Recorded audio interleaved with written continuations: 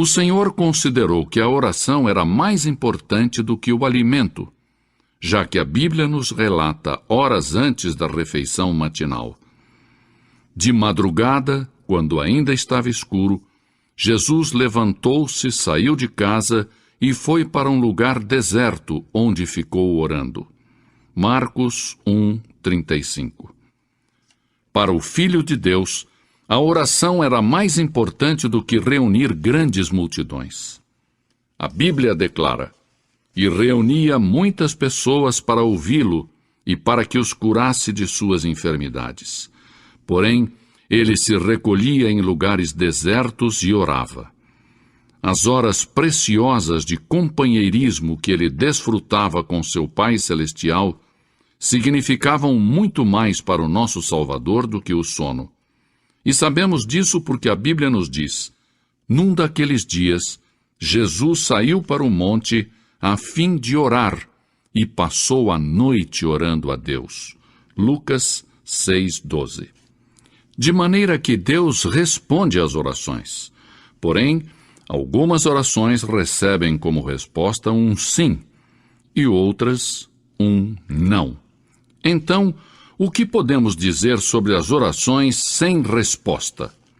A Bíblia diz que existem razões específicas para as orações que não recebem resposta. Pode ser que a sua oração não tenha recebido resposta por causa da desobediência. Um filho desobediente não pode esperar se dar bem. A Bíblia afirma em Deuteronômio 28:15: "Entretanto, se vocês não obedecerem ao Senhor, o seu Deus, e não seguirem cuidadosamente todos os seus mandatos e decretos que hoje lhes dou, todas estas maldições cairão sobre vocês." Quem sabe você não recebe resposta para a sua oração devido a um pecado oculto. Davi disse com convicção: "Se eu acalentasse o pecado no meu coração, o Senhor não me ouviria." Outro motivo pelo qual as orações não são atendidas é porque somos egoístas. A Bíblia declara: "Quando pedem, não recebem, pois pedem por motivos errados, para gastarem seus prazeres." Tiago 4:3. O espírito que deve predominar na oração para que ela seja eficaz deve ser: "Não se faça a minha vontade, e sim a tua, Senhor." A verdadeira oração não é uma repetição vã de palavras proferidas em público para se fazer de religioso. Jesus disse: "E quando orarem, não sejam como os hipócritas. Eles gostam de ficar orando em pé nas sinagogas e nas esquinas, a fim de serem vistos pelos outros. Eu lhes asseguro que eles já receberam sua recompensa." Mateus 6:5. A oração não se limita às posturas religiosas tradicionais, nem tampouco a lugares de adoração ou cerimônias religiosas. A Bíblia diz em 1 Timóteo 2:8: "Quero, pois, que os homens orem em todo lugar, levantando mãos santas, sem ira e sem discussão." Quando orarem, a postura corporal não é tão importante quanto a atitude do seu coração. Muitas pessoas dão ênfase à posição do corpo durante a oração. Porém, isso tudo tem uma importância relativa. A oração é simplesmente uma comunicação em sentido duplo entre você e Deus. A razão pela qual muitos dos grandes santos fechavam seus olhos para orar era que desejavam colocar de lado as coisas mundanas, a fim de que suas mentes pudessem estar concentradas exclusiva e completamente em sua comunicação com Deus. Não obstante, não está descrito em nenhuma parte das Escrituras que é importante fechar os olhos, mesmo que ajude a desenvolver uma atividade correta de oração. A pergunta seguinte que muitos fazem é: a quem foi dito que ore? As Escrituras nos dão a resposta: a todos os homens. Mesmo assim, é possível fazer a pergunta onde devemos orar. Paulo nos dá a resposta quando diz em toda parte. É possível que outros perguntem também quando devemos orar. As Escrituras dizem sempre.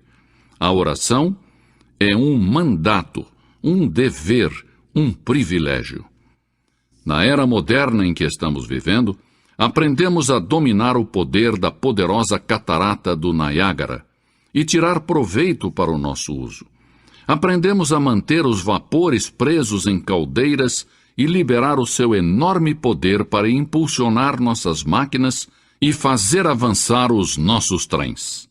No entanto, são poucos os que aprenderam a desenvolver plenamente o poder da oração.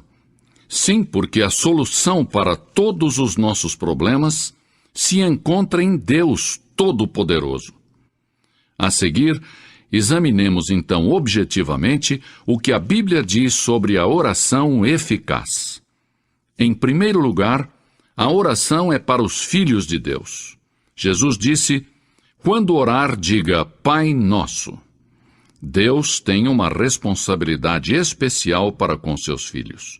E a menos que tenhamos ingressado para a família de Deus mediante um novo nascimento, não temos direito de pedir favores a Deus.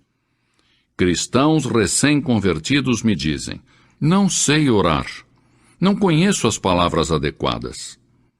Quando os nossos filhos estavam aprendendo a falar e encontravam dificuldade para achar a palavra correta, tentavam de todas as maneiras que eu e minha esposa pudéssemos entendê-los.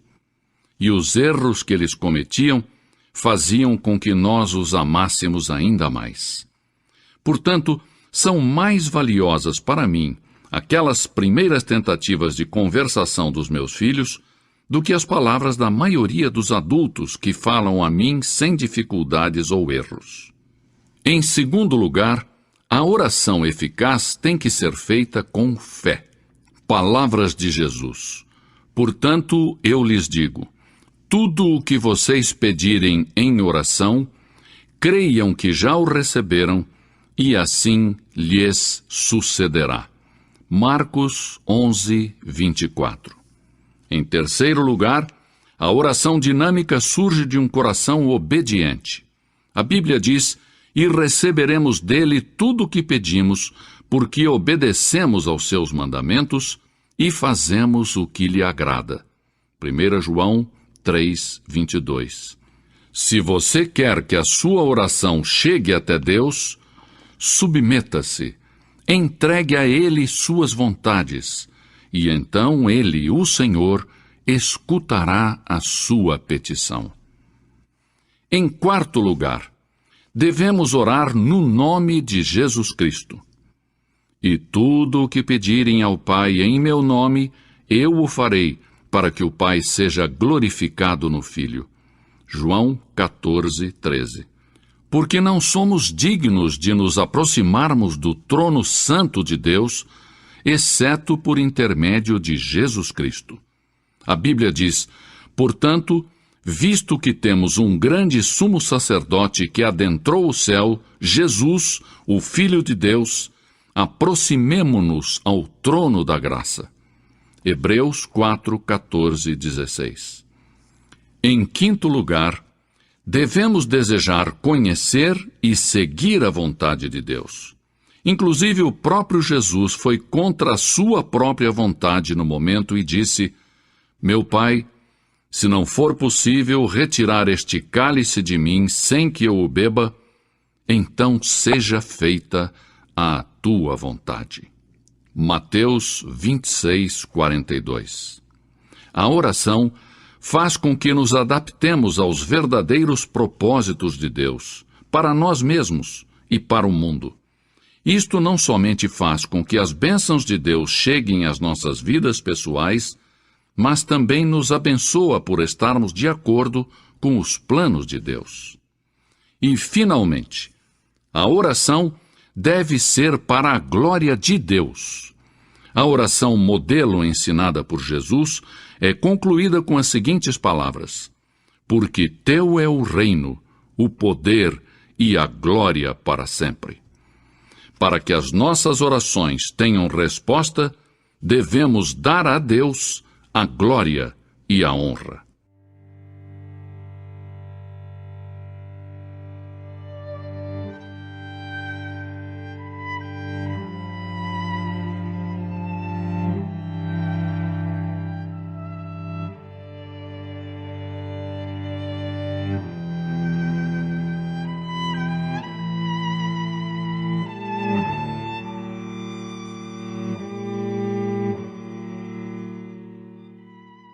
Algumas pessoas se gabam de serem chamadas de cristãs, mas se a nossa conduta não está à altura das normas cristãs, atrairemos sobre nós a condenação. Em Apocalipse 3:1 lemos: Tens nome de que vives e estás morto. Não basta ir à igreja. Se não permitirmos que Cristo seja o Senhor, o dono da nossa vida, cairemos sob julgamento de Deus que disse: Este povo honra-me com os lábios, mas o seu coração está longe de mim. Mateus 15:8. É fácil deixar-se levar por uma corrente de entusiasmo religioso sem ter uma experiência viva e pessoal com Deus. Este mundo hostil se acha infestado de agressão, de ódio, de intriga. Os maus prosperam, e em muitas partes do mundo os justos padecem. O povo se acha confuso, inseguro, se sente até azarado. Talvez nunca houve tanta prosperidade econômica acompanhada de tanta infelicidade. Falta de autodomínio, rebelião. O mundo está louco e clama pedindo a paz e a verdade. Deus derramou sobre um povo todo tipo de bênçãos, mas esse povo havia perdido a saúde espiritual. No meio desse povo se levantou o profeta Abacuque e clamou: Aviva, ó Senhor, a tua obra no meio dos anos. Abacuque 3:2. Talvez você pergunte: mas como obter a renovação e o despertamento? Que passos tenho que seguir para alcançá-lo? Primeiro, você deve fazer uma oração fervorosa. A Bíblia diz: se o meu povo, que se chama pelo meu nome, se humilhar e orar e buscar a minha face e se desviar dos seus maus caminhos, então, diz o Senhor, eu ouvirei dos céus, perdoarei os seus pecados e sararei a sua terra. Segundo Crônicas 7:14. Deve haver um anseio profundo de avivamento, não um simples balbuciar de palavras ou palavreado religioso. É preciso que haja oração intensa e fervorosa. A Bíblia diz: a súplica de um justo pode muito nos seus efeitos. Tiago 5:16. Que a sua alma esteja em agonia, que corram as lágrimas, que o seu coração se angustie pelos perdidos. A palavra de Deus diz: aquele que sai chorando, levando a semente para semear, voltará com cânticos de júbilo, trazendo consigo os seus molhos. Salmos 126:6. Segundo, nós temos que abandonar os nossos pecados. A Bíblia é clara: deixe o ímpio o seu caminho e o homem maligno os seus pensamentos. Volte-se ao Senhor. Isaías 55:7. Mas antes de começar o avivamento, tem que cessar entre os crentes as disputas, prejuízos, má vontade, inveja, ciúmes, amargura, crentes criticando uns aos outros. Porque o mundo se acha perdido perante tantas discórdias, lutas e intolerância entre aqueles que dizem pertencer a Cristo. O despertamento deve começar no coração dos crentes, antes que o Evangelho possa chegar com eficácia ao mundo. Quando os discípulos de Cristo deixarem as suas discórdias e egoísmo e confessarem os seus pecados, então deixarão que o Espírito Santo os encham então se produz o avivamento. Temos que abandonar os nossos maus caminhos.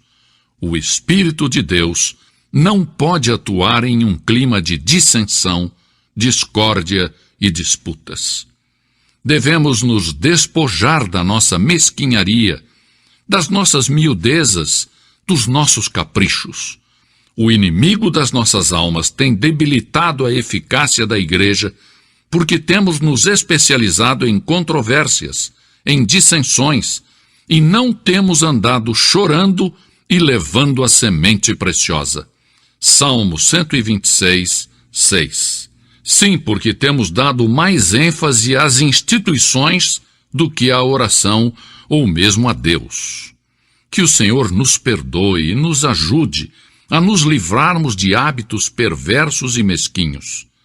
Se vamos ter um despertamento em nossos dias, como crentes teremos que abandonar os nossos pecados individuais e coletivos.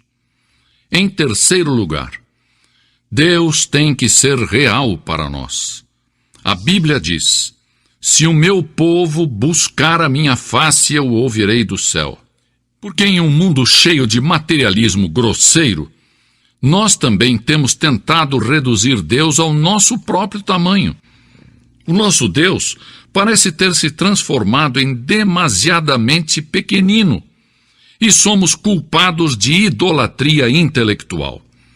Temos fabricado em nossa mente um Deus que não é o Deus revelado na Bíblia.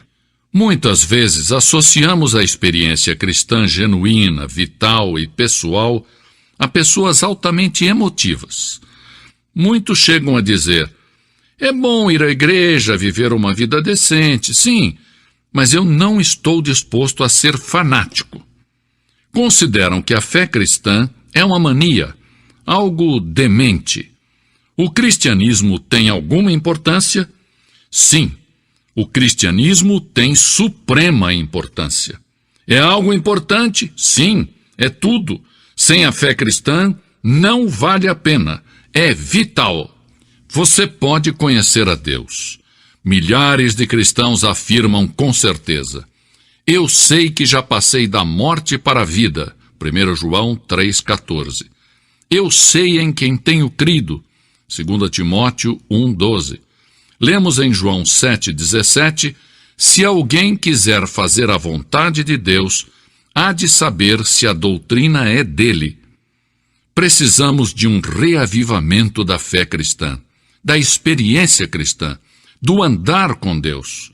Deus tem dito: se o meu povo buscar a minha face. Se de novo descobrirmos que Ele é santo, justo, real, absoluto e pessoal, e que é um Deus de amor e de misericórdia, esta realidade será transferida ao mundo e o avivamento então virá. Assim tem sucedido em toda a história, e sucederá outra vez. Não devemos colocar a fé cristã em dúvida falando de Cristo sem conhecê-lo. Não vamos fechar a porta da igreja com a chave da inconsistência, impedindo que os perdidos venham a Cristo. Não devemos impedir o avivamento com a nossa falta de fé e de oração. Não percamos a vitória espiritual permitindo que o pecado nos mantenha presos. Busquemos a face de Deus e abandonemos os nossos maus caminhos, e então sim, então ouviremos a voz do céu. A igreja tem a chave do avivamento. Está ao alcance de nossas mãos. Nós vamos aceitar o desafio? Teremos coragem de pagar o preço? As reservas do céu são suficientes para saciar o mundo que perece de fome e fome espiritual? Não devemos oferecer desculpas.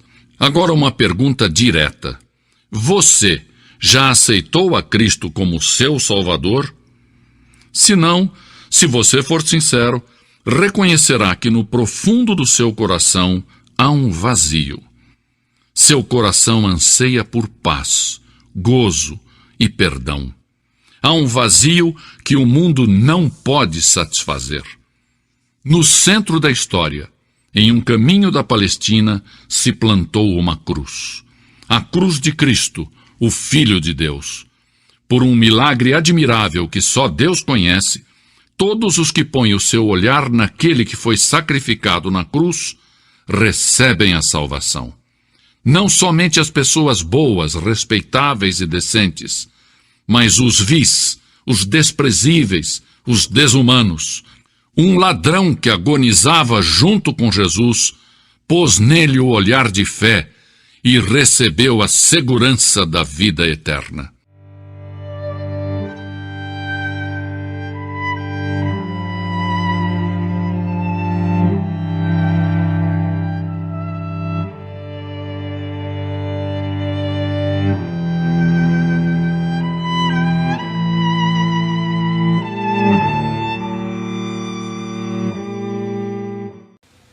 E lemos a respeito de um outro jovem chamado Moisés. Em geral, pensamos em Moisés como um homem velho, de barba. Mas foi na juventude que ele tomou a decisão que o levou à grandeza. Porque a Escritura diz, pela fé Moisés, quando homem, talvez 17 ou 18 anos de idade, recusou ser chamado filho da filha do faraó. Recusou. Ele fez uma escolha, preferindo ser maltratado junto com o povo de Deus, a usufruir prazeres transitórios do pecado. Agora, observe que ele estava no Egito. Era filho da filha de Faraó, herdeiro do trono do Egito. E talvez seria o próximo Faraó. Mas ele fez uma escolha, porque sabia que seu povo, o povo de Israel, era escravo dos egípcios. E ele teve que tomar uma decisão no auge da sua glória. E no auge de tudo que lhe foi oferecido. E ele disse não a Faraó. Não vou ser seu filho, prefiro sofrer e morrer com o meu povo. E servir o Deus vivo e verdadeiro. E foi exatamente o que ele fez. E conhecemos Moisés hoje como um dos grandes homens da história. Ele rejeitou os prazeres transitórios do pecado. E há uma diferença entre prazeres e alegria. Quem ama os prazeres empobrecerá, diz a Bíblia. E ela cita um homem que disse: entreguei meu coração à loucura e aos seus prazeres, mas tudo isso é correr atrás do vento. Quem vive em prazeres está morto, embora viva, amando os prazeres mais do que a Deus. A Bíblia diz que há pessoas que amam os prazeres mais do que amam a Deus. É o seu caso? Você ama Deus mais do que ama prazeres pecaminosos? Não falo de esportes e todas essas coisas maravilhosas que temos. Falo de prazeres pecaminosos. Mas a alegria é produzida pelo Espírito Santo. E há centenas de passagens que falam dessa alegria. Você pode ter alegria, mesmo quando não tem prazer, porque a alegria é profunda. O anjo disse aos pastores naquela grande noite: não temais, pois vos trago boa nova de grande alegria, que o será para todo o povo. E mesmo no sofrimento, quando você recebe a Cristo, Deus não remove o sofrimento. Ele não remove todos os problemas e as dificuldades da sua vida. Não faz isso. Ele não promete, se você está desempregado, conseguir um emprego amanhã se você aceitar a Cristo hoje à noite. Ele promete que lhe dará graça e força e alegria em qualquer situação. Bem-aventurados sois quando os homens vos odiarem e quando vos expulsarem da sua companhia, vos injuriarem e rejeitarem o vosso nome como indigno, por causa do Filho do Homem. Regozijai-vos naquele dia e exultai. Ele disse: quando vierem a mim e tiverem problemas e tribulações e as pessoas odiarem vocês, ele disse: exultai, porque grande é o vosso galardão lá no céu, pois dessa forma procederam seus pais com os profetas. Todos que viverem piedosamente em Cristo serão perseguidos, a Bíblia diz. Ainda haverá sofrimento. Jesus disse: quem não tomar a sua cruz e negar-se a si mesmo, não pode ser meu discípulo. Moisés escolheu a alegria de seguir a Deus, em vez da vida de prazeres no Egito. O que você está seguindo? Qual é a sua escolha nesta hora? E então o último é Jesus. Jesus foi tentado em todas as coisas à nossa semelhança, mas sem nenhum pecado. Quer dizer que Jesus foi tentado a mentir? Sim. Que Jesus foi tentado a cobiçar? Sim. Que ele foi tentado a adulterar? Sim. Que Jesus foi tentado a roubar? Sim. Ele foi tentado em todas as coisas, como nós, mas sem pecado. Como ele teve vitória sobre a tentação? A Bíblia nos diz no capítulo 4 de Mateus e em muitos outros textos, mas vou falar só deste. O diabo veio a ele quando ele estava faminto e sedento e disse: se és o Filho de Deus, manda que estas pedras se tornem em pães. Observem que ele tentou colocar dúvidas na mente de Jesus quanto à sua identidade. Agora, Jesus era o Filho de Deus, nascido de uma virgem, Filho de Deus, que foi ressuscitado dos mortos pelo poder de Deus e está vivo hoje. Mas o diabo pôs dúvidas em sua mente. Ele estava fraco e cansado e faminto, um ser humano. Ele não enfrentou o diabo como filho de Deus, enfrentou-o como homem. E ele sempre respondeu citando as Escrituras. É por isso que você deve decorar as Escrituras. Nem só de pão viverá o homem, mas de toda a palavra que procede da boca de Deus. Jesus disse que há uma coisa que é mais importante que a comida, e sexo, e coisas materiais. É sua vida espiritual. E então ele disse: se tu és o Filho de Deus, atira-te abaixo, porque está escrito: aos seus anjos ordenará a teu respeito que te guardem, para não tropeçares. E Jesus de novo respondeu: está escrito, não tentarás o Senhor teu Deus. E então o diabo levou a um alto monte e lhe mostrou todo o futuro do mundo, todos os reinos que ainda estavam por vir. E lhe disse: se dobrares o teu joelho e me adorares, eu te darei todos os reinos do mundo e sua glória. Jesus não argumentou se ele podia fazer isso. O diabo pode dar-lhe qualquer coisa. Alguns de vocês estão vendendo as suas almas por nada, coisa sem valor.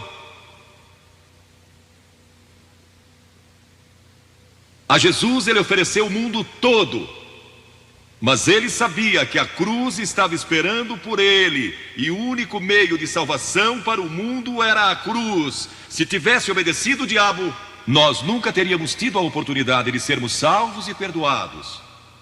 Jesus teria tomado um atalho e nós estaríamos perdidos. Mas Jesus disse: está escrito, ou melhor, começou dizendo: retira-te, Satanás, porque está escrito: ao Senhor teu Deus adorarás e só a ele darás culto. E assim o diabo o deixou, e anjos vieram e o serviram. Observe como Jesus enfrentou o diabo ao ser tentado. Primeiro, ele citou as Escrituras. Segundo, ele estava cheio do Espírito Santo. E terceiro, estava na vontade de Deus. Você está disposto a dizer não às tentações do diabo? Está? Pense nisso. E está disposto a dizer sim às declarações de Cristo, de que Ele é Filho de Deus, e quer que Ele entre em seu coração e perdoe seus pecados, salvando? Ah, eu sei, muitos de vocês foram batizados e confirmados. A maioria de vocês talvez sejam membros de uma igreja, ou se identificam com uma igreja, ou talvez vão à igreja 2 ou 3 vezes ao ano. Não sei se fazem isso ou não, mas sei que muitos o fazem.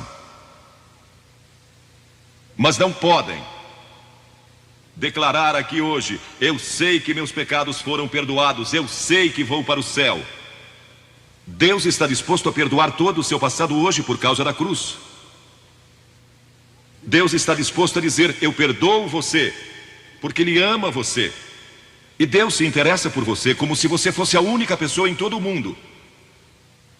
E você pode recebê-lo nesta noite. Você diz: o que preciso fazer? Primeiro, deve estar pronto a se arrepender dos seus pecados. O primeiro sermão de Jesus foi sobre arrependimento. E a palavra arrependimento significa mudança, mudar suas ideias, mudar seu estilo de vida. Deixar que Cristo entre e o ajude a mudar. Está pronto a fazer isso? Não pode mudar por si mesmo. Mas Ele o ajudará a mudar. Não que você será perfeito. Significa que vai dar à sua vida uma nova direção. E Ele estará com você para ajudá-lo. À medida que você anda dia a dia com Cristo. Você vai falhar e vai errar. Não vai ser perfeito. Mas Cristo estará com você. Se estiver pronto a se arrepender, diga a Deus: nesta hora eu pequei e me arrependo. E estou pronto a mudar.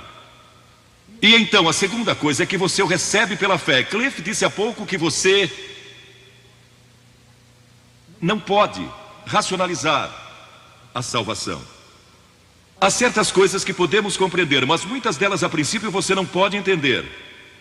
Tem que vir como uma criança, dizendo: não posso entender tudo, mas eu te recebo em meu coração hoje pela fé. Pela fé que somos salvos, pela fé e não por obras, para que ninguém se glorie. Pela graça que somos salvos. E então a terceira coisa: você está pronto a sair daqui hoje dizendo: vou segui-lo e servi-lo o melhor que me for possível. Sabem, em nossa reunião em Bristol, algumas semanas atrás, estava ali um jovem de 17 anos, e ele tinha ido à autoescola aquela tarde. E pediu que seu instrutor o deixasse em um dos portões do estádio. E entre aquela multidão ele encontrou sua família, que tinha sido convidada para a cruzada. E no encerramento, ele e sua irmã fizeram o que vou pedir que vocês façam hoje. Vieram à frente e ficaram diante da plataforma, indicando que estavam entregando suas vidas a Cristo. Uma semana depois, esse rapaz de 17 anos morreu num acidente num túnel que desmoronou. Talvez vocês até tenham lido nos jornais. Ele disse sim a Cristo, nunca imaginando que em poucos dias ele estaria indo ao céu. E nós o veremos lá outra vez. Você sabe para onde iria se isso acontecesse com você? Certifique-se antes de sair daqui. Vou pedir que saiam dos seus lugares agora, centenas de vocês, talvez milhares até, e venham e fiquem aqui na frente, calmamente e reverentemente, dizendo ao vir: eu me arrependo dos meus pecados, quero receber a Cristo em meu coração, quero saber que fui perdoado e que um dia vou para o céu, quero esta nova vida. Você diz: mas Billy, por que você pede que venhamos publicamente? Por que em público? Porque toda pessoa a quem Jesus chamou no Novo Testamento chamou em público. Ele disse: se não estiver disposto a me confessar diante dos homens, tampouco eu o confessarei diante do meu Pai que está nos céus. Jesus morreu publicamente por você, despido, sangrando, diante de toda aquela multidão. Por você. Certamente você pode vir à frente hoje e declarar sua entrega a Cristo. Não somente os jovens, talvez você tenha 70 ou 80 anos. E Deus falou com você hoje. Levante-se e venha. Vamos esperar por você. Você que está assistindo pela televisão, em outras partes da Inglaterra ou do mundo, também pode tomar uma decisão por Cristo agora. Entregue sua vida a Cristo hoje e tome a decisão que estas pessoas estão tomando, estas centenas de pessoas. Vimos mais de 3.000 pessoas todas as noites. Que Deus o ajude a tomar essa decisão hoje. Muito obrigado por assistir esse vídeo até o final. E se você gostou, não se esqueça, inscreva-se no canal, ative as notificações e deixe seu like para fortalecer nosso projeto aqui no YouTube. E que Deus os abençoe. Em nome de Jesus. Amém. Quero lhe perguntar: você é cristão? Cristão genuíno? Cristão verdadeiro? Muitos têm uma ideia falsa sobre o que é ser um cristão. Dizem que cristão é quem reza. Sim, os cristãos oram, mas a oração em si não torna ninguém cristão. Outros dizem: cristão é aquele que é regido pela regra de ouro, quer dizer, trata os outros como ele mesmo quer ser tratado. Mas apegar-nos à regra de ouro não nos faz cristãos. Alguém pode ser sincero, mas isso não o faz cristão. Alguns creem que o cristão é quem cumpre os 10 mandamentos. Todo o mundo tem quebrado os mandamentos. A Bíblia diz que aquele que violar um só mandamento se faz culpável por toda a lei. Assim sendo, temos quebrado todos os 10 mandamentos, e isso a Bíblia chama de pecado. Há quem diga que cristão é aquele que vai à igreja, mas ir à igreja não o converte em cristão. Eu me refiro a uma relação real, genuína, profunda e pessoal com Cristo. Você tem essa relação? O que é um cristão? Primeiro, cristão é uma pessoa que fez uma escolha. Segundo, essa escolha tem produzido uma mudança na sua vida. E terceiro, tem aceitado um desafio.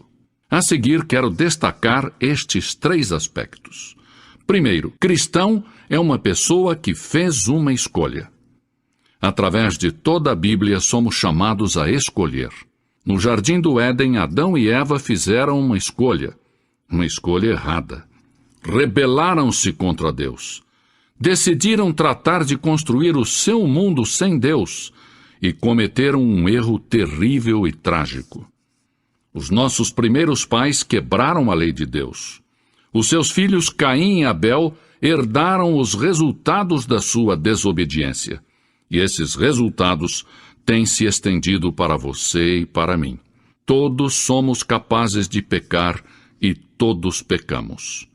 Disse Jesus: entrai pela porta estreita, porque larga é a porta e espaçoso o caminho que conduz à perdição, e muitos são os que entram por ela.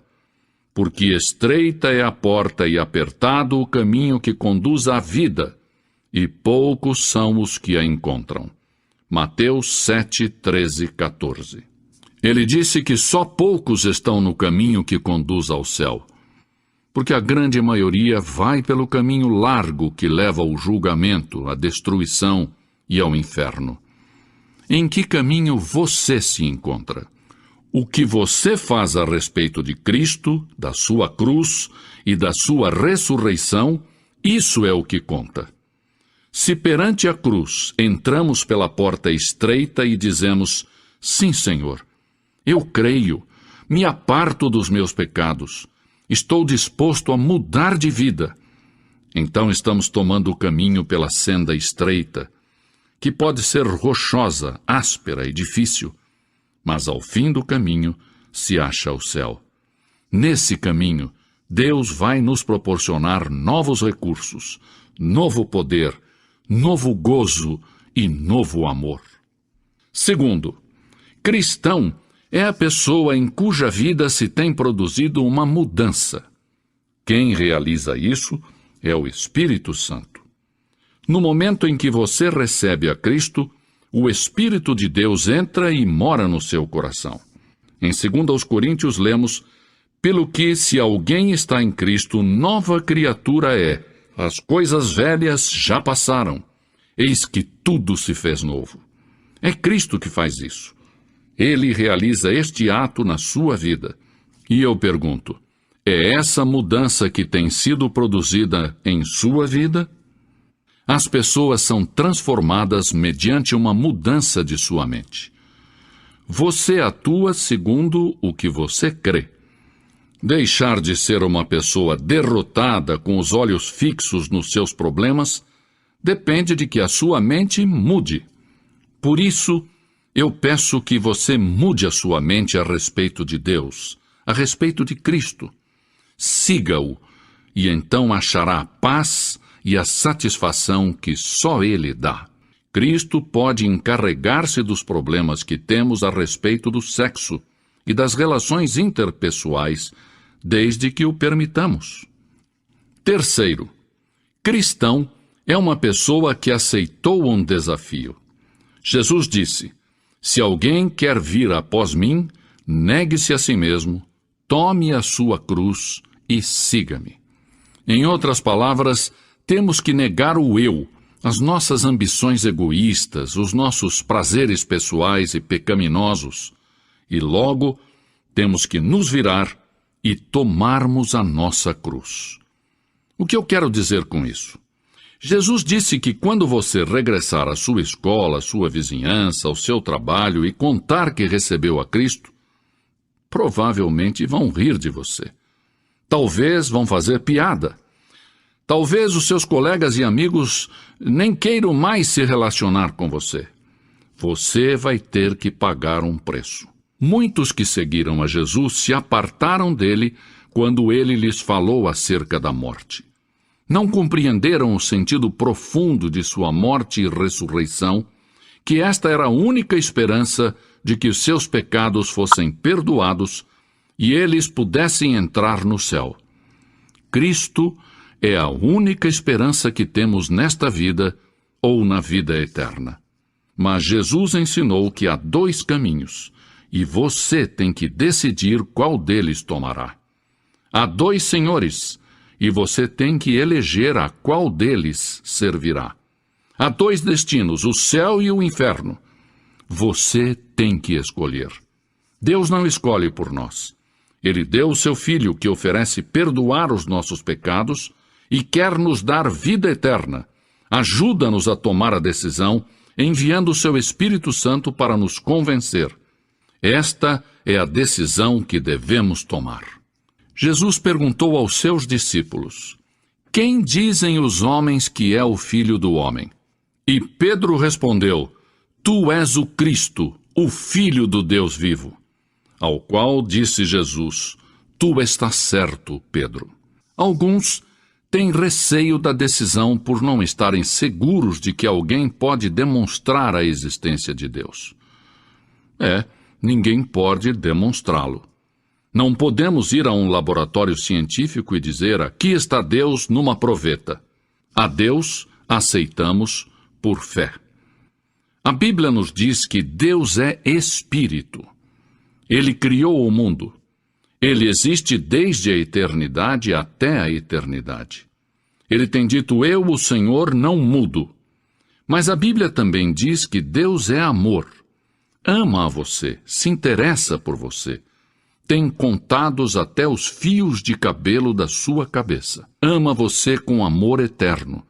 E Ele deseja perdoar você, penetrar na sua vida, no seu lar, no seu trabalho e em todas as relações para ajudar você. Algumas pessoas fazem perguntas sobre a Bíblia. Podemos confiar na Bíblia? Jó disse: guardei as palavras da sua boca mais do que minha comida. Diz a Bíblia: toda a Escritura é inspirada por Deus. Deus inspirou a Bíblia. Eu não entendo tudo o que ela diz, mas por fé aceito a Bíblia como a palavra de Deus. Cada vez que a leio, a Bíblia me fala da parte de Deus. Recordo a noite em que entreguei a minha vida a Cristo. Foi uma reunião evangelística. Aceitei levantar-me e ir até a frente, porque ardentemente desejava Cristo. Sabia que realmente não o conhecia de perto, que não tinha uma relação pessoal com Jesus. Naquela noite, antes de conciliar o sono, ajoelhei-me junto à minha cama e disse: ó Deus, não sei muito sobre o passo que tomei nesta noite. Na verdade, não sei muito sobre ti, mas pelo pouco que sei, te rogo que me mudes, que me transformes numa nova pessoa. Bem, a partir daquela noite, eu passei a ser diferente. Deus tinha tomado a minha vida e começou a manifestar-se nela de uma maneira maravilhosa. Alguns rejeitam a Cristo por causa da própria igreja. Dizem: a igreja está cheia de hipócritas, mas hipócritas existem em todos os campos da vida. A igreja é para pecadores salvos pela graça de Deus.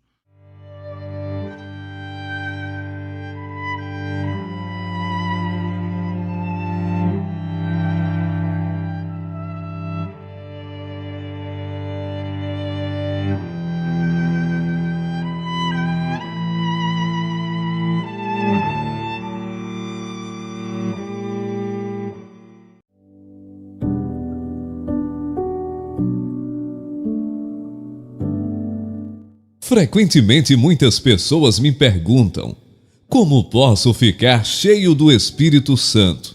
Nós recebemos a ordem de ficar cheios, mas como vamos obedecer?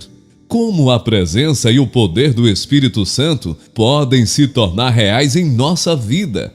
Este é o ponto-chave do problema. É interessante que em nenhum lugar na Bíblia nos dá uma fórmula clara e concreta de como ficar cheio do Espírito. Eu creio que isto é assim, porque a maioria dos crentes do primeiro século não precisavam que alguém lhes dissesse isso. Eles sabiam que a vida normal de um cristão é uma vida cheia do Espírito. O fato de nós estarmos tão confusos sobre esse assunto hoje em dia é uma prova triste do baixo nível espiritual da nossa vida. Apesar de a Bíblia não dizer muita coisa sobre este assunto, quando tomamos o Novo Testamento como um todo, sobrarão poucas dúvidas em nossa mente sobre o que significa ter uma vida cheia do Espírito, ou como ela pode se tornar real em nós. Eu creio que o ensino do Novo Testamento sobre como ficar cheio do Espírito Santo pode ser resumido em 3 expressões: compreensão, submissão e andar pela fé. O primeiro passo para ficar cheio do Espírito é compreensão. Há certas coisas que nós precisamos saber e compreender, verdades que Deus revelou em sua palavra, a Bíblia. Algumas destas verdades já foram mencionadas, mas vamos recapitulá-las para ter certeza de que as sabemos bem. Quais são elas? A primeira verdade que precisamos compreender é que Deus nos deu o seu Espírito Santo e que Ele mora em nós.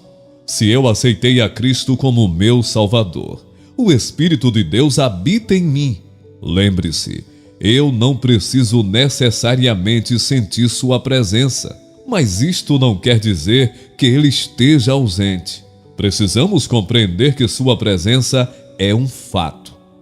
Deus prometeu que o Espírito viveria em todos os que pertencem a Cristo, e Deus não pode mentir. Nós aceitamos este fato pela fé. Também devemos compreender que Deus ordena que nós fiquemos cheios do Espírito. Isto significa que é sua vontade que você fique cheio, e recusar-se a ser cheio é agir contra a vontade de Deus. É uma ordem sua, e por isso é sua vontade. Talvez assim fique ainda mais claro: Deus quer nos encher com seu Espírito. Isto é algo maravilhoso para mim. Deus não nos dá uma medida cheia do Espírito, resmungando ou de má vontade. Não. Ele quer que nossas vidas sejam controladas e guiadas pelo Espírito Santo. Isto nos leva a outro ponto que devemos compreender, que é a presença do pecado em nossa vida. O que é que bloqueia a atuação do Espírito Santo em nossa vida? É o pecado. Antes de podermos ficar cheios do Espírito Santo, temos de resolver honesta e completamente todos os pecados conhecidos em nossa vida. Isto pode ser doloroso quando nos dispomos a encarar coisas que temos escondido ou nem mesmo reconhecido em nossa vida. Mas sem uma purificação dos pecados, não podemos ficar cheios do Espírito. E o primeiro passo para a limpeza é reconhecer a presença do pecado. O segundo passo para ser cheio do Espírito Santo é o que nós podemos chamar de submissão. O que eu quero dizer com isto? Com submissão eu me refiro à renúncia aos nossos métodos, procurando, acima de tudo, submeter-nos a Cristo como Senhor, ser governados por Ele em todas as áreas da nossa vida. Vemos a importância disto no que foi dito antes, sobre a maneira com que o pecado bloqueia o controle do Espírito Santo. A essência do pecado é a vontade própria, egocentrismo, ao invés de cristocentrismo. Para sermos cheios do Espírito, controlados e dominados por Ele, temos de colocar a Cristo no centro da nossa vida e tirar de lá o eu, ou seja, submeter-nos a Ele, permitir que Ele se torne Senhor em nossa vida. Como concretizar isto? Há duas etapas para conseguir isto, a meu ver. Em primeiro lugar, arrepender-se e confessar os seus pecados.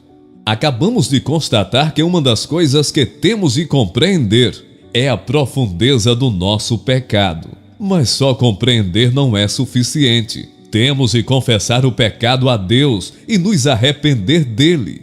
Muitas pessoas que são pecadoras podem até fazer uma lista dos pecados que são um problema para elas. Às vezes ficam tristes com a situação e gostariam que as coisas fossem diferentes, mas nunca mudam. Por quê? Porque nunca confessaram os pecados a Deus. Confessar é reconhecer o pecado, é admitir diante de Deus que eu sei que sou pendor, porque há certos pecados que eu sei que cometi. Existem pessoas que sugerem que nós devemos orar a Deus para que Ele nos encha com seu Santo Espírito. Isto pode ser válido, mas eu vejo pouco ou nada disto no Novo Testamento. Eu acho que ao invés disto, nós devemos orar que Deus tome total e completamente conta da nossa vida. Devemos orar que o eu seja tirado do nosso coração, amor próprio, vontade própria, autoambição, e que nós estejamos completamente à sua disposição. Chegamos agora à última etapa do ficar cheio do Espírito Santo, que eu gosto de chamar andar pela fé. Primeiro temos de compreender certas coisas, depois temos de nos submeter e entregar a Deus, e então temos de aprender o segredo de andar pela fé. O ponto central é este: quando estamos entregues a Deus e à sua vontade, nós estamos cheios do Espírito Santo. O Espírito Santo nos controla e domina. Agora, a partir desta verdade, temos de agir e andar ou viver na certeza plena de que Deus já nos encheu e que estamos sob seu controle. O apóstolo Paulo põe isto nestes termos: assim também vós considerai-vos mortos para o pecado, mas vivos para Deus em Cristo Jesus. Romanos capítulo 6, versículo 11. O termo grego traduzido por considerar era às vezes usado no comércio e na matemática. Depois de uma transação comercial, por exemplo, a soma em dinheiro era registrada nos livros contábeis. Este ato era evidência de que o negócio estava concluído e que o pagamento havia sido feito. Quando nós nos entregamos a Cristo e o seguimos como o Senhor de nossa vida, nós sabemos que alguma coisa aconteceu. O Espírito Santo tomou conta de nós para nos guiar e dar poder. Vivemos agora pela fé, considerando-nos mortos para o pecado e vivos para Deus. Nós estamos cheios do Espírito Santo. Agora devemos viver à luz desta verdade. Não é fazer de conta, é agir com base na promessa de Deus. Durante o dia, às vezes, eu não estou consciente da sua presença. Outras vezes, estou. Mas no fim do dia, eu posso olhar para trás e lhe agradecer, porque vejo sua mão atuando. Ele prometera estar comigo neste dia e esteve. Você pode experimentar a mesma coisa, submetendo-se diariamente ao senhorio de Jesus Cristo. Entregue em cada dia a Ele, e que você possa, no fim de cada dia, olhar para trás e reconhecer que seu Santo Espírito tem sido seu guia e sua força, estando você sujeito a Ele. Viva pela fé.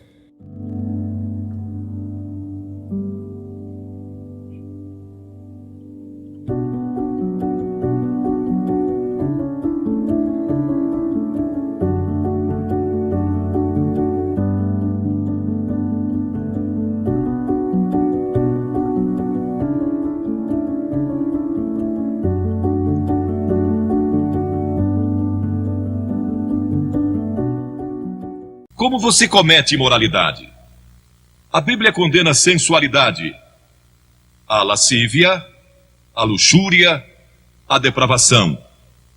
Sabem, Deus não condena apenas a ação, mas também os pensamentos e intenções do coração. E estamos sob a sentença de morte por causa disso. Psicólogos declaram que em qualquer batalha entre a imaginação e a vontade... E quantos não travaram essa batalha entre a imaginação e a vontade? Sua imaginação diz: veja quanto poderia se divertir. E sua vontade diz: é melhor não. Mas a vontade invariavelmente perde.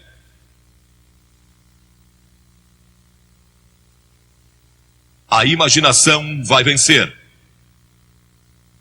Agora, como pode um jovem ter vitória sobre isso? Porque a Bíblia diz, em 1 Pedro 2,11, que devemos nos abster das paixões carnais que fazem guerra contra a alma. Como você pode se abster com esses impulsos dentro de você, se tem esse tremendo desejo alimentado pela televisão e pelas revistas e onde quer que você olhe?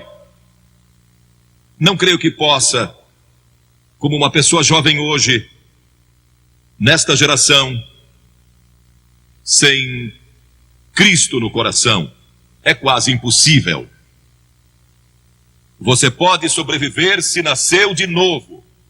A Bíblia diz que precisamos nascer de novo. Há um ano atrás surgiu um best-seller de John Nesbitt, intitulado Novas Direções Transformando Nossas Vidas. Paulo, em Romanos 12, diz que devemos ser transformados pela renovação da nossa mente. No ano passado fizeram um filme intitulado Os Transformadores. Quem é o verdadeiro transformador? Vou lhe dizer quem é o verdadeiro transformador: é Jesus Cristo, que disse: você precisa nascer de novo se quiser ver o reino de Deus. Você já nasceu de novo? Tem certeza disso? Está seguro? Cristo vive em seu coração para lhe dar poder e força para resistir às tentações desta hora. Ele nos transforma quando nascemos de novo, não pela religião. Tenha um relacionamento com Cristo. Deixe que Ele controle sua vida constantemente. Mas então você pergunta: como é que eu nasço de novo? Primeiro, arrependa-se dos seus pecados. Todos somos pecadores. Arrependimento significa mudança em seus pensamentos e seu estilo de vida. Você está disposto a deixar Deus entrar, transformando numa nova pessoa? É algo que só Deus pode fazer. É uma obra sobrenatural. Você não pode fazê-lo. Não pode transformar a si mesmo. Deus tem que fazê-lo. O Espírito Santo tem que fazê-lo. E quando se arrepende e diz a Deus: Senhor, eu quero deixar meus pecados, quero mudar todo o meu estilo de vida. Isso é se arrepender. E segundo, você vem pela fé. Fé significa entrega. Você se entrega a Cristo como seu único Salvador, seu único Senhor. E Ele entra em seu coração pelo Espírito Santo. E Ele lhe dá um poder que você normalmente não teria. Um poder para resistir às tentações, poder para produzir o fruto do Espírito e verdadeiro amor, alegria e paz em seu coração. E então você estuda a palavra de Deus, o passo seguinte. E isso se torna sua fonte de força. O estudo da Bíblia. A fé vem pelo ouvir e o ouvir pela palavra de Deus, a Bíblia diz. E Filipenses 2,5 diz: tende em vós o mesmo sentimento que houve também em Cristo Jesus. E a Escritura diz: de que maneira, no Salmo 119, de que maneira poderá o jovem guardar puro o seu caminho? E então, o próprio salmista dá a resposta: observando segundo a tua palavra. Estude as Escrituras, estude a Bíblia, e isso lhe dará uma força que você nunca teve antes. E terceiro, busque pureza espiritual. E isso significa gastar tempo em oração. Jesus disse no Sermão do Monte: bem-aventurados os limpos de coração, porque eles e só eles verão a Deus. Pureza de coração é só através de Cristo. E quarto, obediência. Aquele que tem os meus mandamentos e os guarda, esse é o que me ama. Você guarda meus mandamentos? 2 Timóteo 2,22 diz: foge das paixões da mocidade. Foge delas quando o diabo vem com cobiça e tentação. Fuja. Duas coisas, cite as Escrituras e você vai ver como isso é importante. Cite as Escrituras e fuja daquela tentação. E Paulo disse na Bíblia: não vos sobreveio tentação que não fosse humana, mas Deus é fiel, e não permitirá que sejais tentados além das vossas forças. Pelo contrário, juntamente com a tentação, vos proverá livramento, de sorte que a possais suportar. Sempre que você for tentado, lembre-se disso. Todo ser humano passou por esta mesma tentação antes, inclusive Jesus. E Deus sempre provê um escape. Portanto, não há desculpa. Você não poderá comparecer diante do juízo dizendo que não teve poder para resistir. Deus provê um meio de escape. No momento em que a tentação vier, lembre-se disso. Deus lhe deu um meio de escapar dela. Procure-o e o encontrará, pois foi prometido em 1 Coríntios 10, 13. Agora, estes princípios não são apenas para os jovens, são para os adultos também. Todos nós precisamos desses princípios em todas as fases da nossa vida. Paulo, escrevendo ao jovem Timóteo, disse: conserva-te a ti mesmo puro. Conserva-te puro. Quantos de nós aqui somos puros? Basta viver dia a dia nesta nossa sociedade saturada pelo sexo para sentir impureza nos contaminando. Nunca houve uma geração como esta. Viveram assim em Sodoma, em Gomorra, e em Roma e em outras civilizações do passado, mas nunca tivemos a página impressa com isso diariamente. Nunca tivemos a televisão, nunca tivemos filmes, nem tantas outras coisas lançadas sobre nós da forma que vemos hoje. Nunca houve uma geração que tivesse tanta necessidade do poder de Cristo em seu coração para resistir como esta geração. Quando José foi tentado, e aquela mulher, a esposa de Potifar, tentou segurá-lo e convencê-lo a ir para a cama com ela, ele a deixou e fugiu. E a Escritura diz que deixou as vestes nas mãos dela. E José pensou que estava perdendo tudo, porque tinha subido ao posto máximo do império comercial de Potifar. Foi lançado na prisão, mas não sabia que Deus tinha sua mão sobre ele o tempo todo, e sempre que você resiste, Deus está guardando você e vai estar ali para ajudá-lo. Agora, esta pobre mulher que tinha sido arrastada pelos fariseus e saduceus e condenada,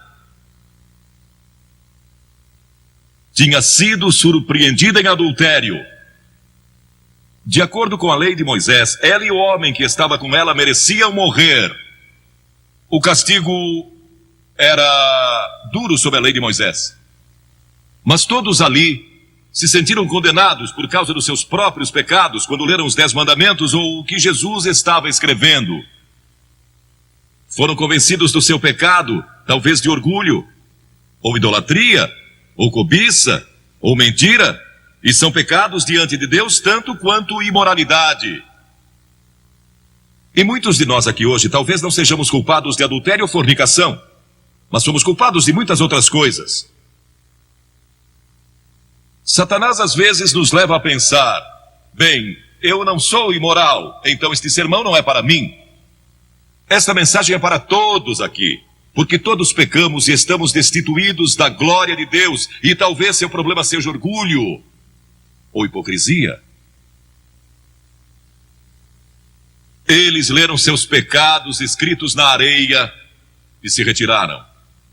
Algumas das pessoas mais morais aqui hoje, algumas das melhores pessoas deste país, precisam de Cristo, tanto quanto aquele que cometeu imoralidade sexual. Jesus disse: mulher, onde estão os teus acusadores? Ninguém te condenou?